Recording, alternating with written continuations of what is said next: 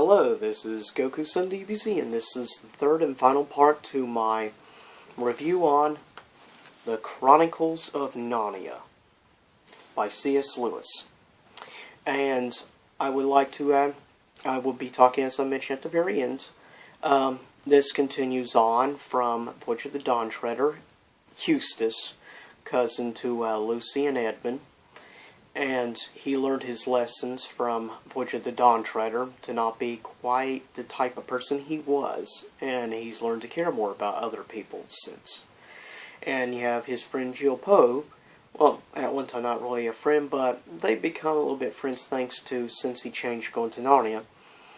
They try to escape this group of delinquent, I guess you could say, this group of delinquent preps, because Jill Poe isn't from like a wealthier family and stuff, which goes to this like really nice private school, and so they constantly pick her, and he's the only one not, and tries to help her, and they try to escape, and like he mentions and tells her about Aslan in the world of Narnia, and they end up finding their way to this doorway to a field, but things change when they go through it, and they end up in the, I guess you could say, the land of Narnia.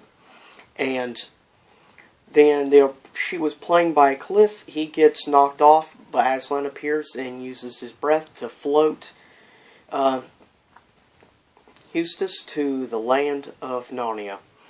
And because of her fault, Aslan will give her tasks that she must fulfill. And the first is, of course, to meet up with his old friend, that being, of course, King Caspian, which is on his deathbed, basically, because he's a really old man now, because of the timeline being different. And the missing prince, of course, the son of Caspian, which disappeared years ago thanks to a evil sorceress. And they have to travel. They end up meeting with this being sort of a cross between a human and a frog, you could say, called a marshwiggle, named Puddleglum. Anyways, and in the BBC done movie about it, the one who plays the part of Puddleglum is Baker. Most people know him best as the Fourth Doctor on Doctor Who, for Whovians out there. But really good casting choice, to be honest. He really does a great job in that, which is probably why, to this day, critics and fans alike consider that to be the best. If you look at Rotten Tomatoes score, it has the highest approval rating among all of them. Definitely with the fans. And that's probably one of the reasons, is because of Baker being in it. But, anyways, they do their traveling to the lost ancient city of the giants, which is up north from, of course, and then from Narnia, and they must find this city. There is writing in the ancient ruined city, and they must do what the writing tells them to do. They find themselves meeting on the road this woman and a black knight. And Puddleglum is good to be suspicious of these individuals, because, however, the kids were not so intelligent and were easily tricked by her. But mentioned that they could get baths and delicious hot food and things to tempt them to stop looking for the lost prince. And they end up finding their ways to this supposed gentle giant city called Harfang. And they say that they are from the lady, I forget what she called herself precisely, I don't remember all names perfectly, sorry. But mentioned to be welcome to the Autumn Feast. Little do they know, until they later look at the giant's cookbook, and find out that a big part of the autumn feast is man pies. Humans are considered a delicacy in giant diets. And, well, poor Puddleglum discovers that giants aren't even considered if marshwiggles are good for giant consumption. And he's kind of funny how he reacts. But they escape the city, and the king and queen are returning from their hunt. They send the dogs after them, but they notice the sign, and it says, "Under me," from the remnant sea below. And they end up finding a hole under a giant boulder, rock if you will, and they slide down, find themselves underground. And they are surrounded by an army of underground beings, which are henchmen of the sorceress, which is planning on making her way to do a invasion of Narnia. And interestingly, that Black Knight earlier on, you learn he is hooked up on the silver chair, which basically is a brainwashing mechanism of sorts, if you will. And you find out that that knight, that great loyal one to the sorceress, is actually the missing prince. Because he asked them, and Aslan said, there will be one in your journeys that will ask you to do something in my name, in the name of Aslan. And they have to, because he is the fourth and final sign. And they do, and he ends up chopping up the silver chair. And yes, he's the long-lost prince, as I said. He ends up having to defeat the sorceress, which end up turning into a serpent creature. And of course, she was the one who killed Caspian's wife. Earlier on was bitten by a snake. What a coincidence.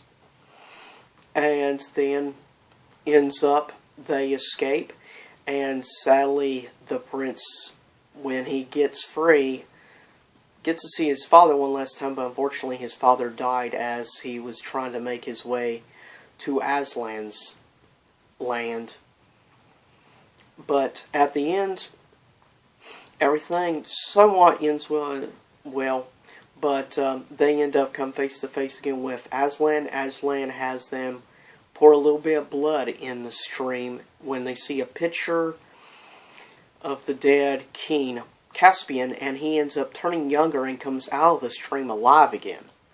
The blood of Aslan brought him back to life, and they find out they're in Aslan's land, and they allow them to wear their armor and swords and stuff, and Aslan uses his voice and destroys the stone wall for those bullies from the school to come across, and Caspian with the other two, Gilpo and Eustace, have their battle gear on and go charging towards them and scares the rude brats off.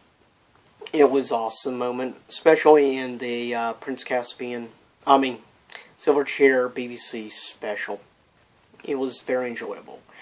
And in last but not least, the final book, called simply The Last Battle, which is about, partially, you have talking animals in the beginning, and you end up towards the end, this big final battle between good and evil. And you end up having characters from all the other books join and unite against the final clash. It's a really fascinating book, and sadly it's been a while since I've actually read The Last Battle. I need to actually reread it to refresh myself. I have overall probably only read it 5 or so times in total, while other books such as Prince Caspian or like Silver Chair, Lion the Witch and the Wardrobe and others, I've read, give or take, probably 20 times or more.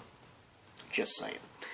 But this is the end of the Chronicles of Narnia C.S. Lewis review, and I hope you enjoyed it. I'm planning on working on some future vlogs for other book reviews. One in the near future I will be doing, even though it's very, very short, but I will be doing the J.K. Rowling Fantastic Beasts and Where to Find Them book review, as well as I'm working on individual reviews for each book of the Dark Materials trilogy, which is done by Phil Pullman, which will be The Golden Compass, aka known in England as Northern Lights, of course, and the other two. My favorite, personally, is the first book. But, anyways, I'll cut this video up. I hope you enjoyed my book reviews, my 3-part, on the Chronicles of Narnia. Give me future ideas of books you think I should check out and read, since I'm a big fan, personally, of, sorry about that, but, hope you enjoyed. As always, this is Goku-san DBZ, and, keep an eye out for a near future top 10 list I'm working on. It will be the top 10 Tim Burton movies. I'm going to be doing a special in honor of Tim Burton. And next month, I'm working on a special series of stuff, calling it Fantasy May. And every single review will revolve around whether it's book-wise, video game-wise, or movie-wise, will all have the theme of fantasy. And June, I'm thinking about possibly having mainly a sci-fi theme to everything. But give me ideas, leave a comment below, and subscribe and let us know if you like any of my reviews at all, or my top 10s. Peace out, and I hope to see y'all again on YouTube land soon.